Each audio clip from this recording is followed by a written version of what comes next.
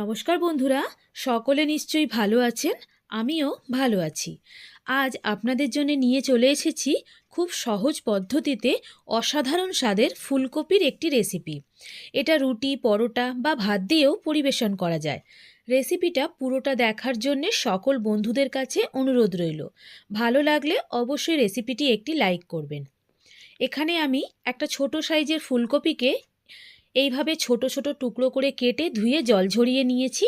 তারপরে কড়াইতে বেশ কিছুটা সর্ষের তেল দিয়ে ফুলকপিগুলো হালকা লাল করে ভেজে নেব।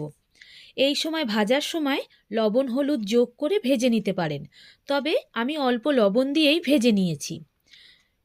এই রেসিপিটা পুরোটাই সর্ষের তেলে আমি করেছি, তবে আপনাদের পছন্দ হলে সর্ষের তেল আর রিফাইন্ড অয়েল মিশিয়েও করতে পারেন। ফুলকপি ভেজে অন্য পাত্রে তুলে রাখলাম। ফুলকপি ভাজার যে তেলটা ছিল, এখানে আর এক্সট্রা তেল দরকার হবে না। ওই তেলের মধ্যে দিয়ে দিলাম হাফ টেবিল চামচ কালো জিরে। কালো জিরে একটু ভাজা ভাজা হয়ে আসার পর দিয়ে দেব একটা বড় সাইজের টমেটো কুচানো। টমেটোটাকে একটু ভেজে নেব হালকা লবণ দিয়ে। টমেটো নরম হয়ে আসবে, দিয়ে দেব সামান্য একটু হলুদ গুঁড়ো। এইভাবে 1-2 সেকেন্ড একটু ভেজে নিতে নিতে এদিকে একটা মশলা বানিয়ে নেব। এখানে আমি 1 হাতার বড় হাতা শুকনো পোস্তকে একটু গুঁড়ো করে নেব। পোস্ত গুঁড়ো করে নেওয়ার পর দিয়ে দিলাম 5টা কাঁচা লঙ্কা আর 7-8টা কাজু বাদাম।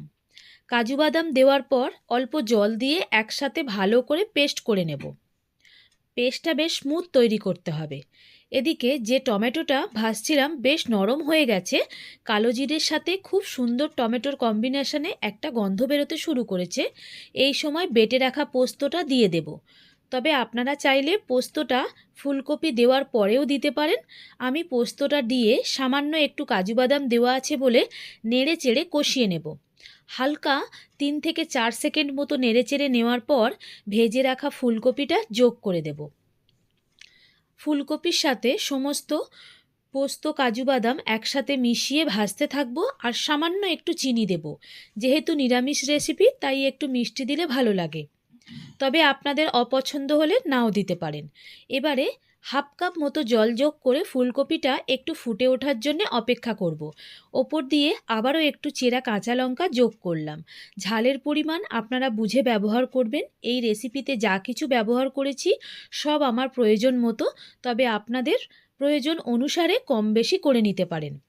দেখুন গ্রেভিটা বেশ ফুটতে শুরু করেছে। গ্রেভিটা ফুটে উঠলে ঘন হয়ে আসবে। ফুলকপি সেদ্ধ হয়ে গেলে ওপর থেকে 1-2 টেবিল চামচ সর্ষের তেল ছড়িয়ে দেব।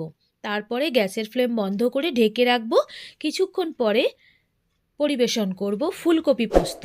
আপনাদের যদি আমার এই ফুলকপি পোস্ত রেসিপি ভালো লেগে থাকে তাহলে অবশ্যই রেসিপিটি একটি লাইক করবেন, চ্যানেলটি সাবস্ক্রাইব করে আমার পাশে থাকবেন।